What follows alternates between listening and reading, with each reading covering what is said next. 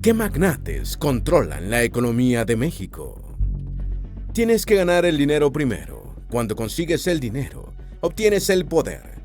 Frase de Tony Montana en la película de Scarface, uno de los personajes más psicópatas del cine norteamericano. George Soros, un magnate estadounidense con una fortuna de $7,000 millones, famoso por quebrar al Banco de Inglaterra el 16 de septiembre de 1992 y ganar $1,000 millones en un día en el proceso. Primero el dinero y luego el poder. Soros es el máximo donador histórico del Partido Demócrata en Estados Unidos. Solo en el año 2022 donó $140 millones para las elecciones de medio mandato. Se tiene más poder y más manipulación social si se controlan a los gobernantes de cada estado que si se construye a la elección presidencial. Por otra parte está la familia Koch, del Partido Republicano, con una fortuna de $127,000 millones. Solo en el 2024 donaron al cabildeo 47 millones para proteger sus intereses petroleros. Y es que si llegan al poder personas con ideas ecologistas, pueden dañar seriamente los negocios petroleros y refinerías de petróleo de los hermanos Koch. Y es que, históricamente, el poder económico ha querido controlar el poder político. Hoy ya lo han logrado en Estados Unidos, aunque no sea siempre evidente, a través de las más sutiles tácticas del lobby o el apoyo de campañas políticas. Pero lo mismo pasa en México. En México los empresarios controlan la política y la economía. Según un informe de Oxfam, en México, hay 293,980 ricos, con más de $1 millón. Todos esos ricos equivalen a la población de Pachuca y concentran el 60% de la riqueza privada mexicana. Carlos Slim y Germán Larrea son más ricos que la mitad más pobre de Latinoamérica, según el diario El País.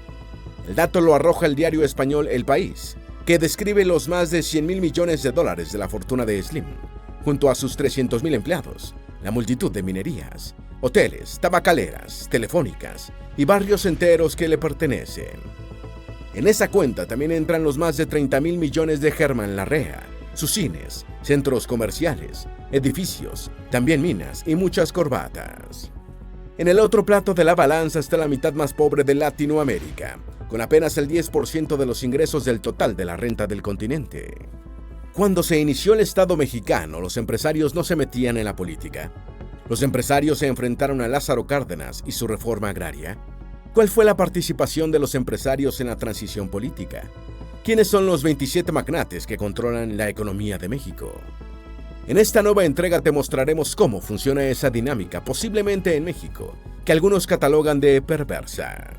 Antes de meternos a fondo, no te olvides de suscribirte a nuestro canal y activar las notificaciones para mantenerte al día con nuestras actualizaciones. Cuando se inició el Estado mexicano, los empresarios no se metían en la política, pero los políticos sí se hacían empresarios. Por la Revolución Mexicana, al inicio del siglo XX, está caracterizado por unos empresarios que no se meten en política, porque ese evento les cerró la posibilidad. La válvula de escape para ellos era precisamente que, a diferencia de revoluciones como la rusa o la china, los empresarios mexicanos tenían abierta de par en par la participación en la economía. Como en un movimiento de péndulo, esa cualidad se invertiría al final del siglo, con la transición democrática, cuando los empresarios se involucran en la política, como en ningún otro momento de la contemporaneidad. Pero mucho antes de que eso pasara, eran los políticos mexicanos quienes se hacían empresarios. Algunos ejemplos de ello los encontramos en la familia de Plutarco Elías Calles, de Abelardo L. Rodríguez y de Miguel Alemán Valdés. En esa etapa, los políticos usaban el poder para hacerse ricos, pero también alimentaban una clase social de empresarios fuerte. Los empresarios se enfrentaron a Lázaro Cárdenas y su reforma agraria. Esta configuración del empresariado mexicano, sin embargo, no significa que no participasen en política. El mejor ejemplo de ellos es cómo se enfrentaron al presidente Lázaro Cárdenas y su reforma agraria. A diferencia de sus pares extranjeros, antes de chocar con Cárdenas, los empresarios mexicanos no se habían enfrentado al Estado. Esa reforma sublevó a los empresarios por 3 razones. La primera fue la reforma en sí, que los afectó directamente y que percibieron como un ataque a la propiedad privada. La segunda, mayor injerencia en la economía por parte del gobierno, a la que le abría la puerta a la reforma. Y la tercera, la cercanía a las reivindicaciones obreras del presidente Cárdenas. Esa incomodidad con la clase política surgida de la revolución eclosionaría en las acciones que veremos enseguida. Las 3 acciones durante la presidencia de López Mateo que metieron más a los empresarios en el poder de México. En la respuesta más estructurada de los empresarios frente a la política, la batuta la tuvieron los magnates de la Ciudad de México durante el gobierno de López Mateos.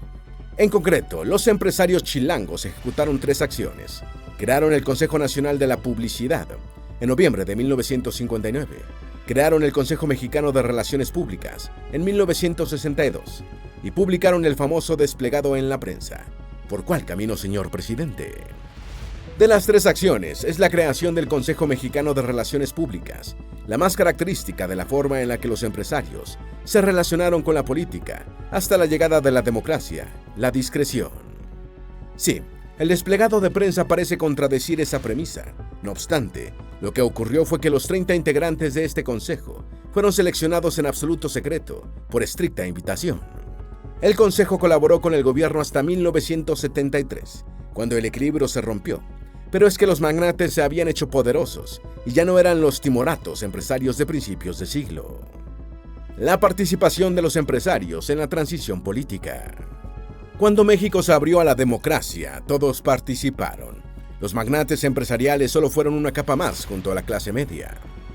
Sin embargo, esa participación tiene antecedentes lejanos en el gobierno de Echeverría, cuando la oposición del PAN ganó algunas alcaldías importantes en Sonora, pero sobre todo cuando ocurrió la nacionalización de la banca. Con ese gesto, los magnates empresariales fueron el primer grupo social en poner toda la carne en el asador en procura de una transición.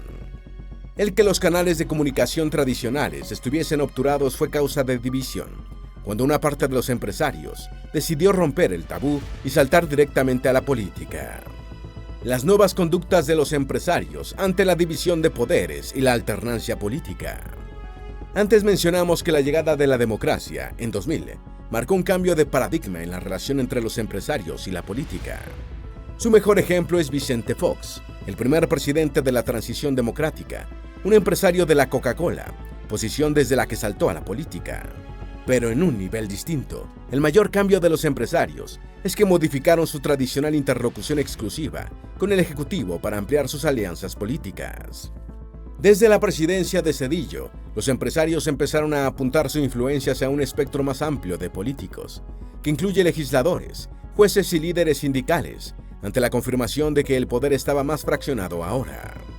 Ahora que sabemos cómo evolucionaron de una clase maniatada políticamente a principios del siglo XX a ser los amos del México actual, ha llegado el momento de conocer quiénes son los magnates que controlan el país. Los 27 magnates que controlan la economía de México. Aunque para muchos el nombre Carlos Slim es sinónimo de magnate mexicano, esa lista es mucho más amplia, tanto que aquí te presentamos una con otros 26 nombres, además del magnate de origen libanés. En esta lista también mencionaremos a sus herederos. Por ser el mexicano más rico, lo hemos dejado a él y a sus descendientes para el final. Número 1. Germán Larrea Mota Velasco. Germán Larrea tiene 70 años, una edad a la que se le calcula una fortuna de $30,000 millones, gracias al Grupo México, un conglomerado que opera las siguientes divisiones: Minera México, Grupo México Transporte y Grupo México Infraestructura. Adicional a ellas está la Fundación Grupo México. Minera México, sola, fue la empresa minera más grande del país en 2019, pero su prestigio y dinero no opacan al hecho de que ha sido responsable de grandes desastres industriales en México. Ninguna otra compañía mexicana opera más trenes que la división de transporte de Grupo México. Por su parte, el corazón de la división minera fue parte de una negociación con el Estado durante la presidencia de Salinas de Gortari. Número 2. Ricardo Salinas Pliego. El magnate Ricardo Salinas Pliego tiene 68 años y $14.1 mil millones, derivados de la actividad de su conglomerado, el Grupo Salinas. El rango de actividades de este conglomerado es muy amplio, abarca desde servicios financieros hasta energía, pasando por medios de comunicación y producción de contenido. Su historia se remonta a 1906, cuando Benjamín Salinas Westrop y Joel Rocha crearon una pequeña fábrica de muebles en Monterrey. Algunas de las compañías del Grupo Salinas incluyen Grupo Electra, Banco Azteca, TV Azteca y Total Play. Por el lado de la filantropía, las actividades del Grupo Salinas alimentan la Fundación Azteca, entre otras iniciativas. Pero esto no es todo. Grupo Salinas también es dueño del equipo de fútbol de primera división, Mazatlán Fútbol Club. Número 3. Alejandro Baillares Gual. Con 63 años, Baillares Gual tiene una fortuna personal de 8.1 mil millones de dólares. El origen de ese dinero es el Grupo Val, otro poderoso conglomerado mexicano con un pie en muchas actividades económicas. Industrias Peñoles, una de las empresas del grupo, es la segunda minera más grande de México. Por su parte, Palacio de Hierro es una tienda de departamentos, mientras que el Grupo Nacional Provincial es líder en seguros. Ambas forman parte del Grupo Val. Por si esto fuese poco, el grupo tiene intereses en petróleo, a través de Petroval, y hasta en educación, con el ITAM. Número 4. Olegario Vázquez Raña. A sus 83 años, este es uno de los magnates más longevos de esta lista, con sus 6.8 mil millones de dólares, producto de las ganancias del grupo empresarial Ángeles. Su hijo Olegario Vázquez Aldir también es muy rico, pero no tanto como para ser uno de los primeros 25. Los intereses de Vázquez Raña son muy variados e incluyen el tiro, pero vamos a centrarnos en sus intereses empresariales. El GEA es dueño de, entre otras, de las siguientes firmas: Hospitales Ángeles, Hoteles Camino Real y el Grupo Imagen. Este último es un conglomerado de medios que incluye Imagen Radio Excelsior, Excelsior Televisión e Imagen Televisión. Número 5. María Asunción Aramburazábal Larregui. María Asunción, apodada María Asun, es la primera mujer de la lista, es heredera del Grupo Modelo y la mujer más rica de México. Ese lugar lo ocupa a sus 61 años, gracias a los 6.5 millones de dólares de su fortuna. Heredera de una gran parte del grupo cervecero Modelo, lo vendió en 2012 a la belga Avi InBev, aunque todavía tiene un puesto en su consejo y sigue siendo accionista. Número 6. Carlos Peralta Quintero. Este magnate de 72 años le debe sus 6.2 mil millones de dólares al grupo IUSA. Peralta Quintero heredó el negocio de construcción de su padre, Alejo Peralta, pero con mano firme lo expandió hacia la electrónica. Luego sumó bienes raíces de lujo y cultivó de tomates hidropónicos. A esa actividad empresarial se suma ser dueño del equipo Tigres de Quintana Roo, otra herencia de su padre. Número 7. Eva Gonda Rivera. A sus 90 años, la matriarca Eva Gonda Rivera no solo es una de las mujeres más ricas del país, sino que sus hijas, dos de las cuales cierran nuestra lista, también lo son. El año pasado, la revista Forbes estimó su fortuna en 5.8 mil millones de dólares, gracias a su participación en la embotelladora FEMSA y a Oxxo, el emblema de las tiendas de conveniencia mexicanas. Gonda Rivera es la viuda de Eugenio Garza La Güera, el legendario empresario y filántropo de Monterrey. Número 8. David Martínez Guzmán. Martínez Guzmán no solo es un magnate en México, sino también en Argentina, donde fue nombrado el hombre más rico del año pasado, un país donde ha medrado gracias a su conexión con los Kirchner. A sus 67 años, el origen de su fortuna de 4.8 mil millones de dólares es Fintech Advisory, una firma especializada en deuda soberana y corporativa. Martínez Guzmán es considerado uno de los mexicanos más influyentes de Wall Street. Su apartamento en Manhattan vale 42 millones de dólares, una inversión muy grande para un hombre que es conocido como el inversionista fantasma, gracias a la discreción con la que actúa. Número 9. Graciela Moreno Hernández de González. La reina de la tortilla le debe sus 4.7 mil millones de dólares a Gruma y al grupo financiero Banorte.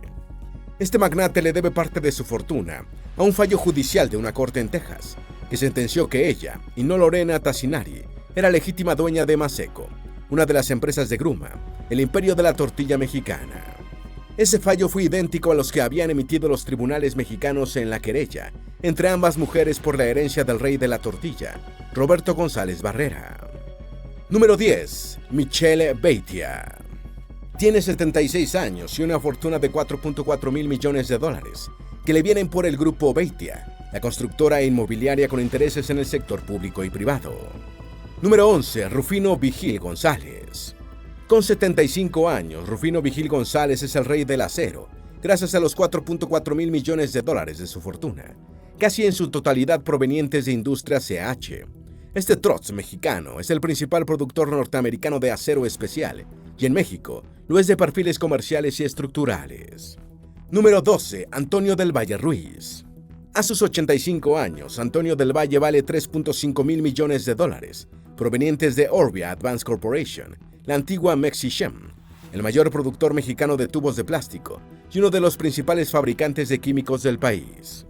Un negocio adicional al que Antonio le debe su dinero es el bancario, una actividad en la que se recuperó luego de haber perdido vital cuando la crisis del peso.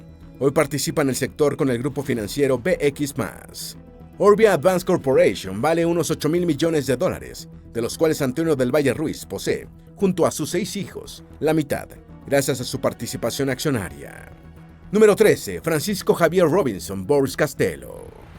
A sus 68 años, Francisco Robinson Boris Castello dirige Bachoco y Megacable, negocios que le han permitido amasar una fortuna de 3.6 mil millones de dólares.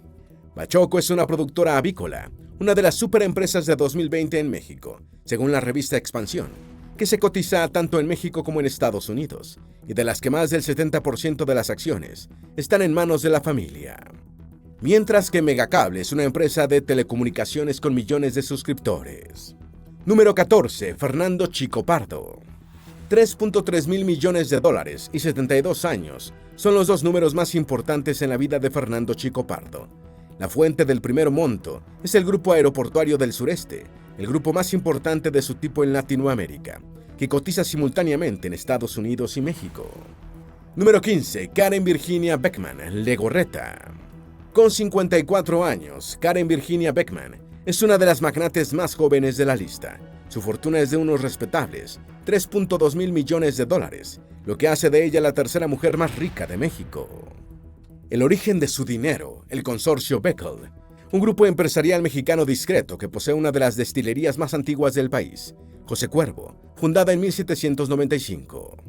Bajo la cobertura de Beckel están las siguientes marcas de tequila: Gran Coramino, Tequila 1800, Gran Centenario y Tequila Jaja. Adicionalmente, Beckel es el representante de los mezcales 400 Conejos y Creyente. Ya fuera de México, Consorcio Beckel es dueño de la destilería irlandesa Butch Mills, lo que suma a su portafolio marcas de ron, whisky y vodka. Número 16. Lucrecia Aramburuzábala Larregui de Fernández. Con 3.2 mil millones de dólares, Lucrecia Aramburuzábala tiene, a sus más de 80 años, la total admiración de su hija, María Asunción, la mujer más rica de México. Como es de esperarse, la fortuna de la matrona proviene, aunque solo en parte, del Grupo Modelo, ya que otra parte viene de Tresalia Capital, la firma de capital privado que creó junto a sus hijas en 1995 y que invierte en bienes raíces, tecnología y educación. Número 17. Pablo Legorreta Krill.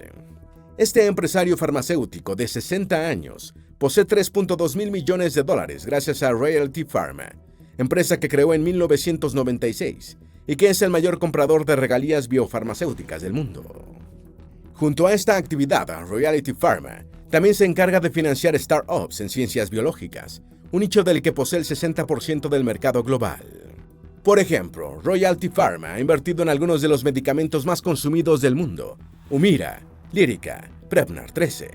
Las inversiones en esos productos le reportaron a la firma ganancias por 2.2 mil millones de dólares solo en 2022. Número 18. Juan Domingo Beckman Legorreta. Hermano de Karen Virginia Beckman, la fortuna de Juan Domingo es ligeramente inferior a sus 57 años, unos 2.7 mil millones de dólares. Como la de ella, el origen de ese dinero es el conglomerado Beckel, del que Juan Domingo es CEO y posee el 30% de las acciones. Número 19. Francisco José Calderón Rojas. Con 2.6 mil millones de dólares, Francisco Calderón Rojas heredó, junto a su hermano José, su fortuna del fundador de FEMSA, José Calderón Ayala, su padre. José murió en 2022, por lo que Francisco, a sus 62 años, es el heredero sobreviviente, aunque continúa con el mismo bajo perfil de cuando su hermano estaba vivo. Los Calderón no poseen tanto capital accionario de FEMSA como la otra familia, cuyos miembros hemos incluido en la lista, los Garza Lagüera, pero Francisco conserva el 7% del total, más un puesto en el consejo. Número 20. Simon Schauer. Schauer ha hecho los 2.5 mil millones de dólares de su fortuna gracias a Solar Ever, la fabricante de paneles solares líder en México. Este año, Schauer hizo que Solar Ever incursionara en la producción de baterías para autos eléctricos en Durango, con su brazo automotriz, CEP México, por lo que esa fortuna pronto crecerá. Número 21. Enrique Coppel Luken. El grupo Coppel es la fuente de los 2.4 mil millones de la fortuna de este empresario de 76 años. Esta corporación mexicana se creó en 1941 en Culiacán y desde entonces ha sido el líder del comercio minorista en el país, aunque se ha expandido a la industria de remesas en Estados Unidos y otros servicios financieros. Número 22. Enrique Zambrano Benítez. Gracias al grupo Proesa, Enrique Zambrano Benítez posee 2.2 mil millones de dólares a sus 68 años. Aunque con su base en México, Proesa tiene operaciones en 12 países, un espectro tan amplio como el de las actividades económicas a las que se dedica y que incluyen la agroindustria, la industria automotriz, telecomunicaciones y salud. Número 23. Eva María Garza Lagüera Gonda de Fernández. Casi al final de la lista nos encontramos con una vieja familia de mujeres magnates que ya conocemos. Con 66 años, la fortuna de Eva María Garza proviene de su parte de la herencia de su padre Eugenio Garza Lagüera, y que tiene una participación en FEMSA, OXXO y el Tecnológico de Monterrey. Ese dinero, como el de sus hermanas, se estima en 2 mil millones de dólares. Como parte del Consejo del Tecnológico de Monterrey, la primogénita de Eugenia Garza Lagüera demuestra que tiene otros intereses además de hacer dinero. En FEMSA, una de las embotelladoras más grandes del continente, Eva María Garza también es miembro del Consejo, pero a la vez tiene una participación importante en la filantropía a través de Alternativas Pacíficas AC, una ONG que ayuda a mujeres. Número 24. Bárbara Garza Lagüera Gonda de Braniev. A sus 65 años, Bárbara es una de las hermanas menores de Eva María. Sus 2 mil millones de dólares tienen el mismo origen que los de su hermana, FEMSA. Número 25. Mariana Garza Lagüera Gonda de Treviño. Con 54 años, Mariana es la siguiente hermana Garza Lagüera en entrar en nuestra lista, con una fortuna idéntica a la de sus hermanas, y con la misma fuente, su participación en FEMSA. Número 26. Carlos Slim Elú. Ahora sí, llegó el momento del magnate de magnates mexicano, uno cuya riqueza representa más del 6% del PIB del país. Con 102 mil millones de dólares, nadie es más rico en México que Carlos Slim Elú, y pocos lo son tanto como él en el planeta, exactamente 19 personas, ya que Slim es el multimillonario número 20 del mundo. Su dinero proviene de compañías como América Móvil, Grupo Carso, Sanborns o Minera Frisco, entre otros muchos negocios. Desde su base mexicana, Slim ha construido una operación que abarca las Américas. El espectro de sus negocios lo alcanza todo: comunicaciones, medios, construcción, cadenas minoristas, banca, energía, manufactura y deportes, y nos quedamos cortos. La inteligencia de Slim es legendaria. Compró acciones de Apple justo antes de que saliera la iMac. El resultado fue hacerse todavía más rico. Antes, durante la década perdida, en los años 80, aprovechó para hacerse con activos mexicanos baratos que luego revalorizó. Cuando la Internet comercial apenas empezaba, compró Prodigy, que usó como palanca para asociarse con Microsoft y lanzar un portal en español.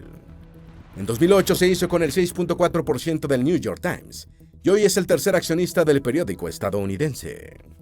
Ahora veremos cuál será el futuro de este imperio a medida que la vejez lo sitia y cede el control a sus hijos. Número 27. Carlos Slim Domiet. Slim Domiet es quien actualmente maneja las empresas del padre, quien ya tiene 84 años. Él, con 57 años, es el mayor de los 3 hijos de Carlos Slim, que manejan sus negocios, pero es de lejos el más importante en esa gestión. Este egresado de la carrera de Administración de Empresas de la Universidad de Anáhuac tiene pasión por el automovilismo y es un propulsor de la donación de órganos. La importancia de Slim Domiet en el emporio de su padre queda en evidencia porque es él quien se encarga de América Móvil, la matriz de marcas como Claro, Telcel y Telmex. Además de las riendas de América Móvil, este hijo también está al frente del Grupo Carso, la matriz del conglomerado Sanborns, que agrupa a su vez las marcas Sears, iShop y DAX, entre otras. Más que un nepo baby algo mayorcito, Slim Domiet tiene méritos propios para ser el heredero de la gestión del imperio Slim. Fue él quien convirtió a Telmex en la empresa de telecomunicaciones más importante de América Latina. Como muchos de los nombres en la lista, el que sean los herederos de Carlos Slim, los que gestionen el imperio de su padre, demuestra que los magnates mexicanos hacen y conservan sus fortunas en familia. En América Latina pocos empresarios han sido tan hábiles como los mexicanos. Salieron casi indemnes de la revolución y se adosaron al Estado por casi 60 años, hasta que tuvieron suficiente fuerza para retar a su antiguo amo. A medida que el régimen mexicano sucumbía a sus contradicciones y al hartazgo de la sociedad, Los magnates empresariales ayudaron a socavarlo para dominar lo que vendría con la transición. Hoy no sabemos si el poder político será capaz de doblegar a esos magnates. ¿Tienes alguna duda o sugerencia? Haz tu aporte escribiendo en los comentarios y así entre todos nos ayudamos. Esperamos que este video te haya sido útil. Si tienes algo que agregar, por favor, compártelo con nosotros en la sección de comentarios. Dale me gusta a este video y envíale el enlace a tus familiares y a tus mejores amigos para que también descubran qué magnates controlan la economía de México. Si eres nuevo en nuestro canal, no olvides suscribirte. Recuerda, la vida siempre es mejor creando y dando valor al mundo.